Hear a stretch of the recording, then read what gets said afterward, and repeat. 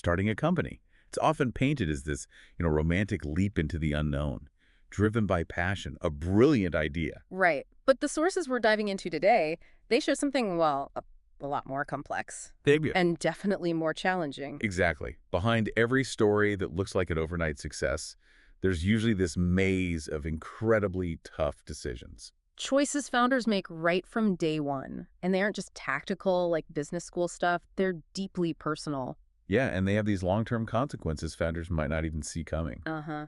And that's really the heart of this deep dive, isn't it? You shared some fantastic material, especially drawing on the founder's dilemmas. Our mission today is to sort of cut through the hype, understand the real conflicts founders are up against. Because what that book makes so clear is that the whole entrepreneurial journey is just defined by trade-offs, constant trade-offs. And the biggest one, the fundamental tension that seems to underpin almost everything. It's that conflict between maximizing your potential financial wealth, being rich, let's say. And maintaining control. Control over your vision, your company, being king. Exactly. Rich versus king. And as we'll explore, it shapes pretty much everything. Like who you decide to team up with, even if you team up at all. How you raise money, if you raise money. And even whether you're the one still running the show down the road. Okay, so let's start right at the very beginning. Forget the business plan for just a second. Right. The first dilemma. Maybe the most personal one. It's deciding if you should even take that leap. Start the company, and when. When is the right time? It feels like it should just be, got a great idea, go for it. Right. Yeah, but the sources really emphasize it's rarely that simple. Not just a go-no-go thing. Leaping too early, or maybe for the wrong reasons. That can set you up for some nasty surprises later. And founders often wrestle with this while, battling their own biases. Optimism is crucial, obviously. You need it. But it can also blind you to the risks. Or make you underestimate what you actually need. Exactly. And instinct is powerful, but it needs balancing with some systematic thinking. Even experienced founders can stumble here, maybe relying too much on past wins that don't quite fit the new situation. So how do you even approach this huge decision? The sources point to a few key factors potential founders tend to weigh up. One is your stage of life, which is interesting because while you might think risk feels higher later on, Age itself isn't actually a strong predictor of who decides to leap or when they do it. but family background and those cultural messages, those can be huge, sometimes pushing against becoming an entrepreneur. Yeah, that Humphrey Chen example is really striking. Growing up with doctors who just didn't value business, it made his decision feel almost like a rebellion. Then there are the resources you bring to the table, Yeah. often talked about as different kinds of capital. Right. Human capital first, your skills, your experience. And it's not just general stuff like leadership. Specific industry experience comes up again and again as being really crucial. And the data here is pretty compelling. Startups where founders lack that direct industry background, they tend to raise less money, They grow slower. and they have higher failure rates. It's quite stark. You think about Jim Triandaflu and Mike Meisenheimer at Occam Technologies. Deep experience in sales, consulting. They understood the customer problem inside out. But zero software development background. They joked about needing degree classes. That gap, that specific human capital gap, created real hurdles. Contrast that with, say, Vivek Kuller at Smartix. He was young, sure. But he had 5 years as an engineer. That gave him critical technical depth right from the start. Okay, then there's social capital. Your network. Yeah, who you know, connections for advice, introductions, maybe future hires, funding. Working in entrepreneurial places before, or maybe VC-backed companies, that helps build this up. Definitely. Barry Nell's using his huge GTE network. Yeah. That was absolutely key for Major G early on. And financial capital. Basically, your savings, your runway. This is a big practical reason why people wait sometimes. Just building up that cash cushion. Gives you resilience, right? For those uncertain early days. Totally. Risk perception also plays in. Vivek Kuller, again, he felt being young actually lowered his personal risk. Yeah, if Smartix failed, he had plenty of time, flexibility. Whereas for someone older, maybe with more commitments, the perceived risk can feel much, much higher. And then, maybe the most critical piece, family support. Oh, this comes through so strongly in the sources, it seems almost non-negotiable. That cautionary tale about Cecilia's struggle with Humphrey Chen's, like, wildly optimistic timeline for Connexus. It really highlights it. The advice is pretty blunt. Sure. Ideally, wait until you have 100% buy-in from your immediate family. Before you jump. And sometimes other family stuff can actually trigger the leap. Yeah, like a spouse getting a stable job or kids getting older or more independent. That created the space for Robin Chase to found Zipcar. So you're weighing all this stuff, your personal situation, the market opportunity you see, the capital you have. Right. And the sources suggest, look, if you wait for perfect alignment of all three. You might just wait forever. Exactly. Perfect is kind of an illusion here. Often you're in what they call a gray region. Maybe only two factors look really strong. Oh, so what do you do then? Well, the insight is that the decision then becomes about actively mitigating that weakness. If you lack a specific skill, find a co-founder who has it. Lack capital. Oh. Maybe bootstrap creatively, or start at part-time while you save up or build other resources. Like Tim Westergren with Pandora, his personal situation, the market timing for online radio, that looked good. But he felt he lacked those core business skills initially. He was in that gray area. And he had to figure out how to address that gap. Okay, so you've wrestled with that, decided to take the plunge, maybe you figured out how to shore up your weak spots. What's next? The very next huge fork in the road. Do you go it alone or do you find a team who's riding shotgun? Going solo. It sounds tempting, doesn't it? Keep all the equity, 100% control, make decisions super fast. You can always hire people later, right? That's the thinking. A team brings stuff that's really hard to get on your own. Definitely. Complementary skills, that human capital again, different networks, social capital, Okay. maybe even financial capital. Plus just sharing the massive workload. And yeah, there's the psychological side, the camaraderie. Though Brian Scudamore's experience, it showed that picking a co-founder just for camaraderie, that can be pretty risky. Which leads right to the flip side. The risk of bringing on non-essential co-founders. Right. They dilute your equity. They can slow down decisions. And they introduce potential relationship friction without bringing those truly necessary complementary resources. The sources suggest this happens a lot. So this flows naturally into the next dilemma. Yeah. If you do team up, who do you pick? Friends, family, people you used to work with, or even like relative strangers you meet. It's a powerful tendency, right? Founders often team up with people they already know well. Makes sense. There's existing trust, maybe easier communication. But those prior relationships, they bring their own unique dynamics, and there's this concept called homophily. The tendency to pick people who are similar to you. Yeah, which can be great for getting along, shared values, the Well- soft stuff. But maybe bad if it means everyone has the same skills, same background, same network. Exactly. You lose that crucial diversity. And the research presented here is quite striking. It shows teams formed by prior coworkers tend to have higher growth Better social integration within the team. and significantly lower risk of the team just falling apart compared to teams of friends or family. Yeah, think of Occam Technologies again. Jim and Mike were coworkers before. That existing professional context is framed as a potential plus for team cohesion, even with their other challenges. Founding with friends or family. It feels natural, maybe safer because of the existing trust, But the risks are huge. Business disagreements pop up, inevitably. and then they spill over, potentially wrecking the personal relationship. A real double-edged sword. Plus, there's that tendency to avoid the hard conversations, right? Let those elephants in the room just sit there. And blurring those lines between personal and professional. Yeah. The sources literally call it playing with fire. You see it with Steve Jobs and Steve Wozniak at Apple.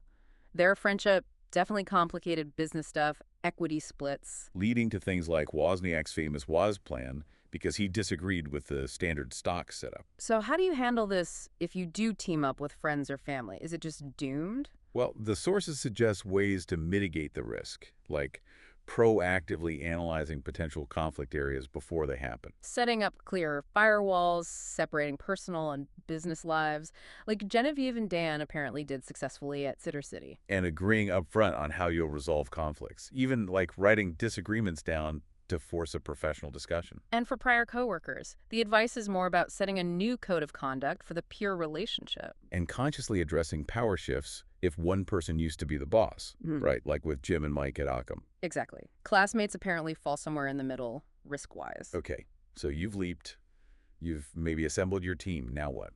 The next big thing is figuring out roles and how decisions get made. Who does what, and how do you actually steer the ship together? A big piece of this is just who's the CEO. And the sources show a really strong pattern here. The person who had the initial idea, they're far more likely to become CEO, like 47% versus maybe 12% for non-idea founders. Often just assuming they should lead because it was their vision. Right. Then there's the structure of the work itself. Do roles overlap a lot, or do you try for a clear division of labor? Overlapping roles. Hmm. That offers flexibility, shared responsibility. Like the SmartX co-founders, all engineers initially. But the downside, maybe accountability gets fuzzy, or the quality isn't as high because no one truly owns a specific area. A clear division of labor that lets people specialize. Potentially higher quality work comes out of that. Think of Pandora, Kraft on business, Westergren on content, Glazer on software. Pretty distinct roles. But that can create silos, right? Coordination becomes harder. For sure. And many teams end up with kind of a mix. Some overlap, some specialization, like at FeedBurner or Odeo. And then how do you actually make decisions? Is it very egalitarian, consensus-driven? That approach prioritizes team harmony, trust, avoiding big mistakes. But boy, can it be slow. Yeah, Pandora initially requiring unanimous consensus. Mm. That sounds exhausting. Totally. The other end of the spectrum is more hierarchical, maybe even dictatorial. That allows for speed, decisiveness. There's that quote, something like, better a decisive dictator who makes the occasional mistake. And then an indecisive committee. Right. But the risk there is the autocratic CEO missing stuff or just alienating the team. And these structures often change over time, don't they? Very much so. Teams frequently start out pretty egalitarian but get pushed towards hierarchy, especially once outside money comes in. The data showed, 79% started with a CEO, but that jumped to 94% by the first funding round. Yeah. The challenge is managing that transition at the right moment. Too hierarchical too soon stifles things. Too flat for too long cripples execution. Finding that balance. Maybe those complementary duos work well. Like one person handles internal stuff, the other external. Tech versus business. That can be effective. And critically, roles have to evolve. As the company grows, needs change. Dick Costello saw that at FeedBurner, they reached a point where they just had to hire specialist Java architects. Which brings us neatly to another potential minefield for founding teams. Splitting the equity, the pie. Oh yeah, this is rarely just a simple, rational calculation. And it's where that rich versus king dilemma gets very tangible very fast. So what should drive the split ideally? Well, the sources point to a few things. Past contributions are one, like was there an idea premium? The data suggests idea folks often get maybe 10–15% extra. Capital contributed matters, time already put in. And then future contributions. Who's going to do what going forward? What are their opportunity costs? What's their ongoing commitment level? But the reality is kind of surprising. Yeah. A full third of founding teams just split equity equally. Despite contributions almost never being equal. Why do they do that? Maybe just to avoid conflict early on. Signal trust. Probably. But it can really breed resentment down the line if contributions start to look very different. Then there's the classic 51-49 split. Right. Gives one person clear control, avoids deadlocks. But wow, can that create immediate friction with the 49% founder? Frank Adante apparently dealt with that early in his career, before Strongmail.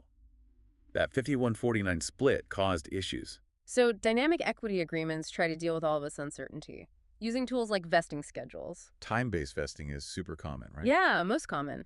Performance or milestone-based vesting can get tricky to define and track, and buyout clauses too.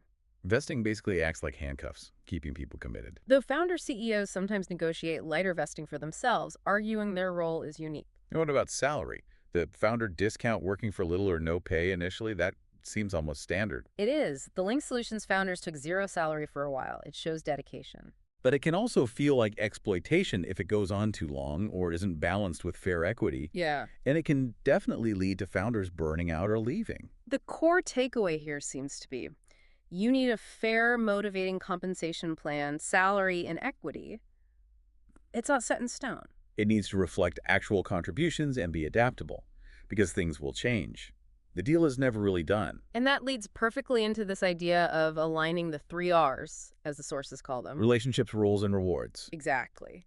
These 3 things are deeply interconnected. And when they get misaligned, that's a major source of tension, even team failure. Okay, how do they connect? Like how relationships affect roles? Well, friends founding together, they often bring that peer relationship into the business, making them less likely to name a CEO right away. They default to being equals. Whereas prior coworkers, more likely to set up a hierarchy, especially if one used to report to the other. Right. But even then, you can get misalignment. Like Jim and Mike at Occam, their formal roles maybe didn't match the informal, more egalitarian way they actually made decisions early on. That caused friction. And how do relationships affect rewards? The data point was interesting. Founding with friends, family, and splitting equity equally. That correlated with higher team turnover risk. Compared to coworkers with unequal splits, that may be better reflected contributions. Seems to be the implication. Okay, and roles affecting rewards. That seems more straightforward. Generally, yeah. The CEO usually gets more equity, higher salary, but tension flares up if, say, a non-CEO holds the biggest equity stake. Especially if their role or influence doesn't feel aligned with that ownership. That Evan Williams and Meg Hurahan example at Blogger really nails this. Yeah, her close working relationship with Evan made her expect more control than her equity or formal role technically gave her. Huge conflict resulted. So the whole system, the 3 Rs, it has to be dynamic. You have to keep looking at it. Constantly. Reevaluating, potentially renegotiating as the startup grows, roles shift, contributions change. Vigilance is absolutely key. Otherwise, these misalignments can just fester and blow things up. Okay, so the initial team dynamics are sorted, more or less. But then the startup grows. You need more people. The next big dilemma? Hiring non-founders. Right. Bringing new folks into that potentially intense, tight-knit founding team culture that brings new challenges. The sources even mention early hires, sometimes being shocked by the brutal openness of how founders talk and decide things. Huh, yeah. The fundamental question, though, is when do you hire? When the current team just runs out of bandwidth, or more critically, lack necessary skills you can't easily acquire otherwise. And a really tough challenge here is creating new executive roles versus potentially having to replace founders or early hires whose skills just haven't kept pace. That transition from player doing the work to coach managing others, it's hard. Not everyone can or wants to make that leap. And giving out big C-level titles too early, that title inflation thing, can make it way harder to attract the really experienced execs you need later on. Barry Niles mentioned reflecting on that with Mazurgi's early hires. Then there's the generalist versus specialist question. Early on, generalists are gold, right? You need flexibility, people wearing multiple hats. But as you scale, you absolutely need specialists for depth, for quality. And managing that shift, integrating specialists into a generalist team, that's tricky. FeedBurner needing those specific Java architects later is a good example. Young versus experienced hires, another trade-off. Young folks might cost less, you can mold them, they grow with the company. Lucerne hiring that young MBA, Mark Sackleben at Wiley. Experienced hires hit the ground running, but cost more, maybe bring baggage or fixed ways of doing That's things. compensation for hires. Balancing salary, bonus equity. Salary goes up with level, experience, stage of the company, location. Pretty standard. Bonus is often highest for sales roles, and equity is key, especially for early hires. But the percentage tends to drop as the company grows and valuation increases. And consistency in how you compensate becomes more important as you mature. FeedBurner's ad hoc equity deals apparently caused headaches later. Yep, misaligned incentives. And vesting schedules, again, those golden handcuffs are crucial for keeping key hires. Okay, but to really pour fuel on the fire, to grow faster than just founder resources allow, you usually need outside capital. Which brings us to the investor dilemmas, because getting that money and often the expertise and network that comes with it almost always means giving up some control. There's usually a funding funnel, right? Starts with your own. Then maybe friends and family. Yeah. Then angel investors, and finally venture capitalists or VCs. And way more companies get that early friends and family money than ever make it to VCs. Plus, founders often keep putting their own cash in alongside investors. Friends and family. They're often betting on you, the founder. Less scrutiny than professionals. Which can be a lifeline, like it was for Evan Williams at Blogger. But it can also make founders kind of risk-averse, right? Worried about losing Aunt Sally's retirement fund. That might lead to aiming for smaller exits. Scott Cook apparently wrestled with that using family money for Intuit. And why do founders use F&F? Could be comfort, desperation, maybe just not knowing the alternatives. Angels are the next step up. Harder to get than F&F, usually need intros. But they add credibility, can open doors, maybe introduce you to VCs later, can bring good industry knowledge. True, but they generally give less hands-on guidance than VCs. And the sources suggest that sometimes, because their scrutiny might be lower, the startup team might develop less discipline, like the Occam guys felt before their VC board. Yeah, that was the example. Angels are also less likely to actually take board seats compared to VCs. Okay, then VCs, the professional investors. Looking for those potentially huge exits, IPOs, big acquisitions, they invest across a portfolio, expecting most won't hit big, but a few will return the whole fund. Hardest money to get. Requires a much more professional approach. Pitching the team, the market, not just the cool idea. Barry Nels learned that the hard way, needing to shift his pitch for Masergy away from just the tech plan, and access is almost always through warm intros, networks again. And VCs don't just bring money. They bring influence, control. Definitely. Through board seats, through specific terms in the deal docs, they act as strategic partners, help professionalize things, help with hiring. Which is why founders might actually accept a lower valuation from a top-tier, experienced VC. They value the smart money. Exactly. And the board composition, it changes dramatically with each funding round. Investors end up holding the majority of seats, often a large majority, like 72% after a B round in that data. Interestingly, a founder CEO having a technical background was linked to more VC involvement on the board. Huh. And the deal terms themselves, they're critical. Liquidation preferences, for example. That's where investors get their money back first and then exit. Right. Sometimes multiples like 2x or 3x. Precisely. Which can mean founders and employees with common stock get absolutely nothing, even in a decent-sized exit, if it doesn't clear those preference hurdles. And those terms get tougher in later rounds. Usually, yeah. Higher multiples, more protective clauses. Investors might also use funding rounds to force founders to revest some equity or even reallocate stakes if they think the balance is wrong.